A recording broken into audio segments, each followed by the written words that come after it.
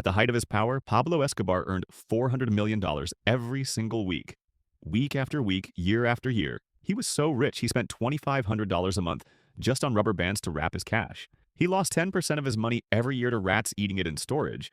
10% of billions, and he did not care. Pablo Escobar was not just a drug lord, he was a financial empire built on cocaine and corruption and blood.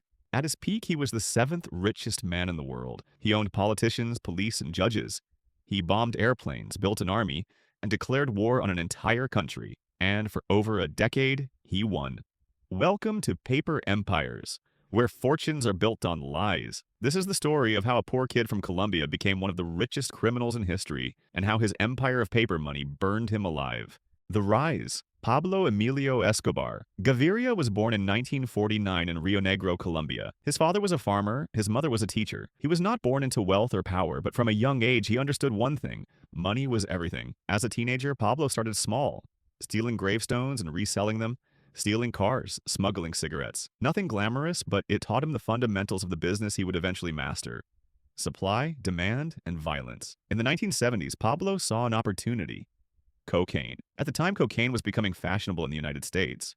Hollywood, Wall Street, Studio 54. The wealthy elite were snorting it at parties. Demand was exploding, but supply was limited. The drug came from Colombia, but getting it to the United States was difficult, risky, and expensive. Pablo did not invent cocaine trafficking, but he perfected it. He started as a middleman, smuggling small amounts hidden in plane tires.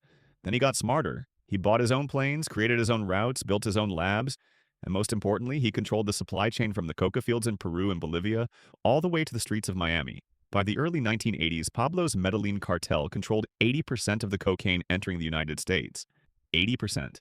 He was not just in the drug business, he was the drug business, and the money was incomprehensible. At his peak, Pablo was making $400 million a week. That is $21 billion a year in cash. The cartel was smuggling 15 tons of cocaine into the United States every single day. 15 tons every day. The problem was not making money. The problem was what to do with it. Pablo had so much cash he could not spend it fast enough. He could not deposit it in banks because that would trigger investigations. He could not invest it all because there were not enough legitimate businesses to absorb billions.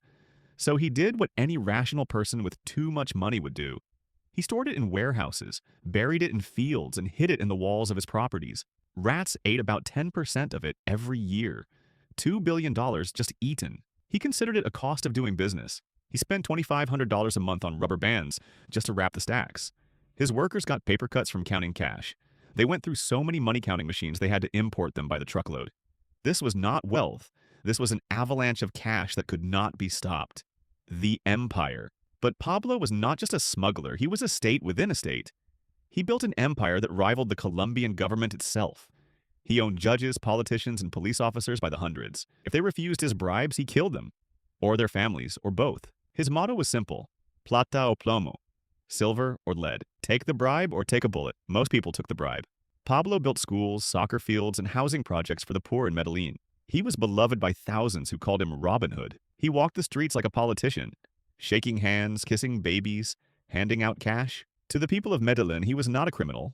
He was a savior, and he used that love as a shield. When the Colombian government tried to arrest him, the people rioted. When the United States pressured Colombia to extradite him, Pablo responded with terror. He bombed government buildings, assassinated presidential candidates, and blew up a commercial airliner, killing 110 innocent people just to kill one politician who was not even on the plane. He did not just fight the government, he negotiated with it. In 1991, Pablo made a deal. He would surrender, but only if Colombia agreed never to extradite him to the United States. The government, desperate to end the violence, agreed, and even let him build his own prison. La Catedral, the cathedral. It was not a prison, it was a luxury resort. Pablo designed it himself with a soccer field, a bar, a jacuzzi, and a nightclub. He smuggled in prostitutes, drugs, and cash while continuing to run his empire from inside. He even invited rivals to negotiate and had them tortured and killed on the premises. For over a year, Pablo Escobar lived in his own private kingdom, protected by a government too weak to stop him. But the money could not save him forever.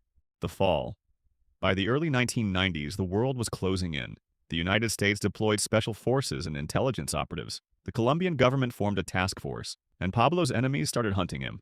Rival cartels, betrayed partners, and a vigilante group called Los Pepes.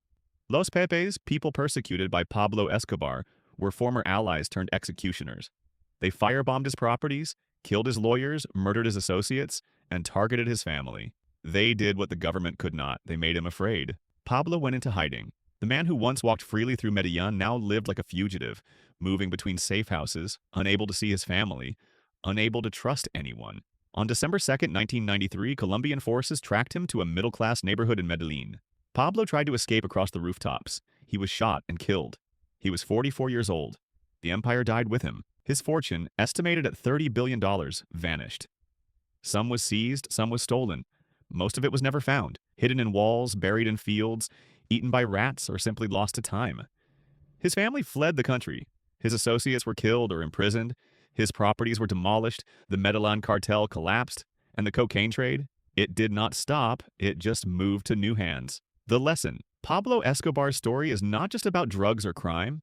It is about the nature of power built on cash. He proved that with enough money you can buy armies, politicians, and even a country's patience. But money without legitimacy is a burning fuse. You cannot build a dynasty on fear and bribes. You cannot create stability when your business model is violence. Every empire built on illegal money has the same fatal flaw. It cannot be passed down. Pablo's children could not inherit his empire. His wealth could not be invested. His power could not be legitimized. In the end, he was just a man with too much cash and nowhere to hide. The $30 billion did not make him untouchable. It made him a target. The money did not protect him. It killed him. Because the thing about paper empires is this: they burn fast. If this story opened your eyes, subscribe to Paper Empires. History has the answers, and we will show you where to look.